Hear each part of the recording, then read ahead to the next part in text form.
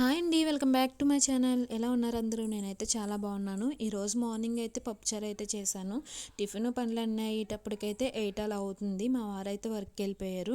అప్పుడు వచ్చినాయండి కట్టి చేపలు. ఒక అంకుల్ అయితే కట్టి చేపలు తీసుకొచ్చారు. డైలీ ఒక ఆవిడ వస్తుంది. ఆవిడైతే 100 రూపీస్కి 5 అలా ఇస్తుంది. కానీ అంకుల్ అయితే 10 ఇస్తున్నారు. అందుకని అయితే అందరూ తీసుకుంటున్నారని అయితే నేను కూడా తీసేసుకున్నాను. తీసుకోవడం కాదండి, ఇది నాకు చేయడం పెద్ద టాస్క్ అయిపోయింది. ఎందుకంటే నాకు చేపలు చేయడం అయితే రాదు అసలు. ఎప్పుడు మా హస్బెండే చేసిస్తారు లేదా చేయించుకొస్తారు బయట నుంచి తీసుకొస్తే. కానీ ఇప్పుడైతే మా హస్బెండ్ లేరు కదా, ఇట్లా ఏం చేయాలో అర్థం కాలేదు. సర్లే ఎవరో ఒకరితో చేయిందాం అనుకున్నాను. కానీ ఇంటి దగ్గర సమయానికి అయితే ఎవరు లేరనమాట. నేనే యూట్యూబ్లో చూసి ఎలాగోలోనైతే వాటిని అయితే ఫినిష్ చేశాను. అవన్నీ 9:30 అలా మొదలు పెట్టానండి. 11:30 అయిపోతుంది.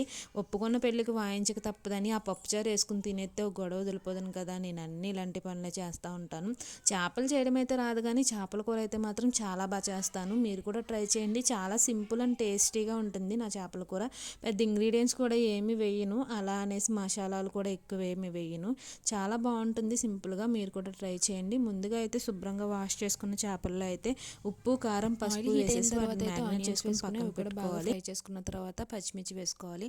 పచ్చిమిర్చి, ఆనియన్స్ అన్నీ బాగా ఫ్రై అయిన తర్వాత సరిపడినంత ఉప్పు, కారం, పసుపు వేసుకోవాలి. ఎందుకంటే ఆల్రెడీ చేపల్లో అయితే వేసున్నాం కదా, దాన్ని చూసుకుని వేసుకోవాలి. తర్వాత అయితే చింతపండు పులుపు వేసి మూత పెట్టి ఈ పులుపు అంతా బాగా మరగనివ్వాలండి.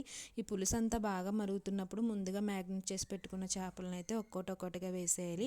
చేపలు వేసిన తర్వాత గట్టితో అయితే కదపకూడదు, ఎందుకంటే విడిపోతాయి అంటారు కదా, అలా అయిపోతాయి. ఫస్ట్లో అయితే మనకు తెలియక అలానే చేసామనుకోండి, చాలాసార్లు అలానే అయింది. తర్వాత నుంచి నేర్చుకున్న తర్వాత అయితే మాత్రం చాలా పర్ఫెక్ట్గా చేస్తున్నాను. ఇది మూత పెట్టిన తర్వాత చాలా సిమ్లో చాలాసేపు అయితే ఉడకనివ్వాలండి. ఉడికిన తర్వాత మనకు తెలిసిపోతుంది, ఆయిల్ అంతా పైకి తేలుతుంది. అప్పుడైతే ముందుగా రెడీ చేసి పెట్టుకున్న మసాలా మొత్తం వేసి మసాలా అంతా చేపలన్నిటికీ పట్టేలాగా కలుపుకోవాలి. కలుపుకున్న తర్వాత అయితే దీన్ని మూత పెట్టి ఒక 10 నిమిషాలు అయితే ఉడకనివ్వాలి. తర్వాత అయితే కొత్తిమీర వేసుకుని గార్నిష్ చేసుకోవడమే. నా చేపల కూర మీకు ఎలా అనిపించిందో కామెంట్ చేయండి. అలాగే నా వీడియో నచ్చితే లైక్ చేయండి, షేర్ చేయండి, సబ్స్క్రైబ్ చేయండి. Thanks for watching. Do subscribe.